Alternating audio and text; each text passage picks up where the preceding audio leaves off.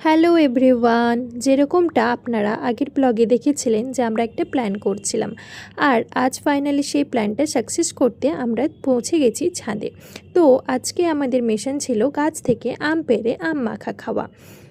বাজার থেকে আসার পর আমার বডি একদম রিচার্জ মোডে চলে গিয়েছিল, তাই আমি একটু ঘুমাচ্ছিলাম। কিন্তু আমার সেই শান্তি বেশিক্ষণ টিকলো না। হঠাৎ ওরা এসে আমাকে ডাকাডাকি শুরু করে দিল, ওঠো ওঠো, আম পাড়তে যেতে হবে। আমিও কি আর করি, ঘুম জড়ানো চোখ নিয়ে সামহা উঠে পড়লাম আর ঘুমাতে ঘুমাতেই পৌঁছে গেলাম আমাদের গন্তব্যে। সেখানে গিয়ে দেখি সবাই অলরেডি ফুল এক্সাইটেড মোডে আছে। তারপর শুরু হয়ে গেল আমাদের অফিসিয়াল আম অভিযান। প্রথমে আমরা লাঠি খুঁজতে লাগলাম আম পাড়ার জন্য। অনেক খোঁজার পর ফাইনালি একটা রেডি করা আকশি খুঁজে পেলাম। আকশিটা দেখে আমাদের কনফিডেন্স লেভেল আরও বেড়ে গেল। এরপর আকশি দিয়ে আম পাড়ার চেষ্টা করছিলাম, কিন্তু আমগুলো মনে হয় আগে থেকেই আমাদের এগেনস্টে মিটিং করে রেখেছিল। যতবার ট্রাই করি ততবারই মিস হয়ে যায়।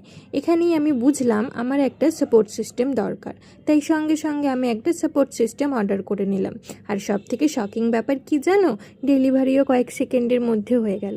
আর সেই সাপোর্ট সিস্টেমটা হলো সঞ্জিতার সাপোর্টে আমরা দু একটা আম পেড়ে নিলাম।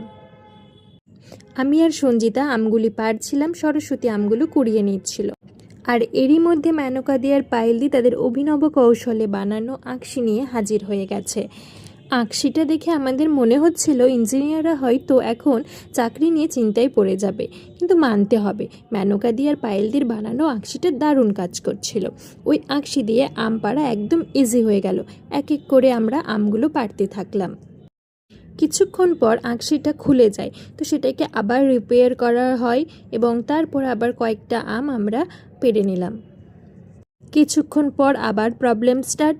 ওই আকশি দিয়ে আর রিচ করা যাচ্ছিল না। গাছের আমগুলো মনে হয় আমাদের সাথে হাইড অ্যান্ড সিক খেলছিল, তাই আমরা নিচে চলে গেলাম। আর ওরা ওপর থেকে আম পাড়তে থাকলো, নিচ থেকে আমি আর সরস্বতী আমগুলো কোড়াতে।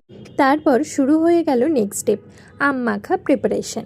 আমগুলোকে সিনেম্যাটিক শটের মতো সুন্দর করে গ্রেড করে নিলাম।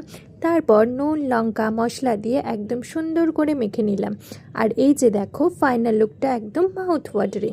তারপর আর কি, সবাই মিলে গল্প করতে করতে হাসতে হাসতে মজা করতে করতে পুরো আম মাখাটা একদম হাবিশ করে দিলাম। সত্যি বলতে এই ছোট্ট ছোট্ট মোমেন্টগুলো হস্টেল লাইফকে অনেক বেশি মেমোরেবল করে তোলে। তো আজকের ব্লগ এতটাই। ভালো লাগলে একটা লাইক কমেন্ট করে দেবেন। টাটা।